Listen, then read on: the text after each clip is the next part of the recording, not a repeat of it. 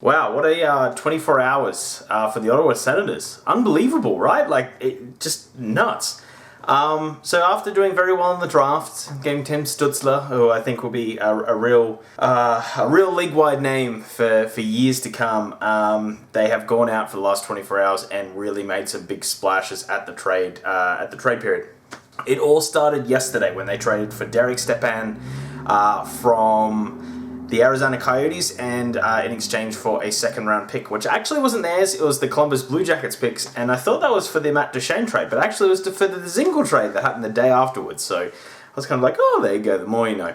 When I looked at that, I was like, yeah, they're getting, a depth center who never really was going to be the top guy at any real franchise. He really struggled, especially in the last season. In scoring at Arizona, but so did everyone else. Just goals that haven't been acquired there for 15 years, pretty much.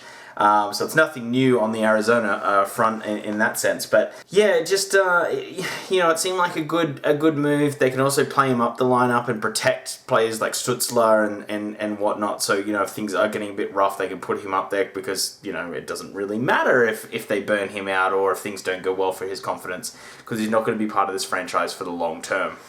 This is his last year of a $6.5 million deal. It's smart for him to go here too, because he's going to get some minutes. He's going to play with some pretty good young talent like Dadnoff and a few other their speedy young wingers. So if he can get his point numbers up, he might be able to eke out another decent-ish contract for himself, where if he stayed at Arizona, if he had into the season like he did and only got 28 points in the year, you'd have to adjust that for the less games, but it really wouldn't work out very well for him.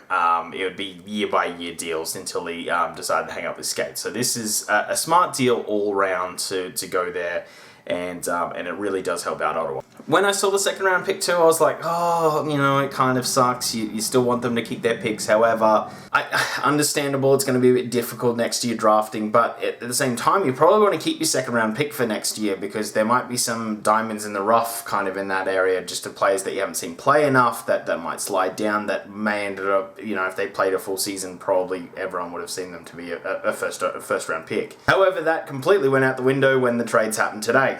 So they traded Marian Gaborik and Anders Nielsen for Braden Coburn, Cedric Paquette, and a second-round pick in 2022 for the Tampa Bay Lightning. So on the Tampa Bay side of things, Gaborik and Nielsen will be put on long-term IR, so look out for that one. And obviously with Kucherov going there as well, it looks like they're going to be cap compliant. At least that's what LeBron and a few of the other people are saying. So that's handy. Paquette gives this lineup a lot of grit in a Canadian division where some teams don't have that and some teams definitely do. So you need to be able to have that. So I really like the Paquette pickup for them.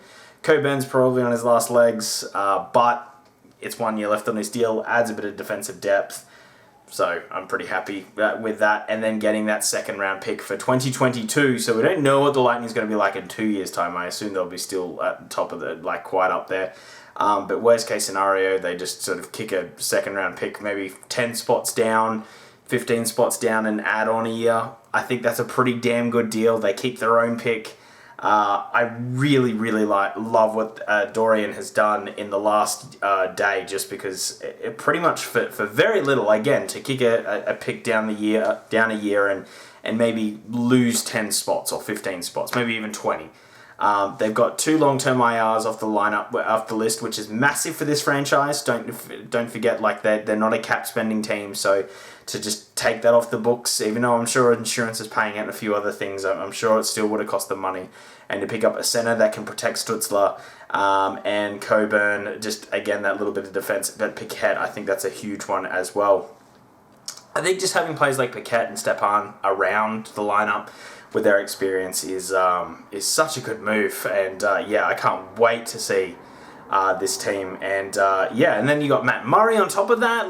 They really have added a fair few pieces recently, so they might not be as bad as people think they might be next season. I don't think they're going to be in the top 4 there, but unless they've got more deals to come. But they're not going to be terrible. They're not going to be the worst team that is around that mark. They might be able to get some wins. And if Matt Murray can get a little bit hot, you never know. You never know. They might be able to squeak into the 4th spot. I think a lot has to go right and a lot has to go wrong for some other teams for that to happen, but crazier things have happened. Crazier things have happened in the NHL. But anyway, that is the video on the trades. What do you guys think? Again, home run. Essentially for nothing. They're just like, yeah, we'll take on these 3 players. So that's, it's unbelievable. And they actually help. Like, all 3 of them help them. So yeah, I think the other thing is all 3 of the contracts finish at the end of this season, so they're not really on the hook for anything. Tampa Bay had to do something to get out from underneath. Being able to keep Taylor Johnson is pretty handy. I think Paquette was a big part of this lineup, but they've got other players that are like that on this team, and Coburn's not a bad one to get out from under, and only giving up the 2nd, I think, to be cap compliant is a bit lucky for this team, but. Sucks they're going to be without Kucherov, but then they're without Stamkos for ages as well, so this team seems to do fine if there's a player missing. I love the conspiracy theories, like they did this to be cap compliant. It's like, yeah, you would have done this with a different player. Like, you wouldn't have done it with like one of the best in the league. But yeah. Anyway, guys, if you did like this video, hit the like button. Otherwise, hit subscribe down below because that really does help us out. And yeah, comment down below, what do you think of Ottawa? More videos to come. I've got a pack opening, and we're going to go through all the free agent signings as well, because there's been a couple of them. Hoffman looks like he's gone to the Blues on a PCO, and that's eventually going to get fully signed. But yeah, we'll go through all of that mumbo jumbo, which happened today. Anyway, thank you. Bye.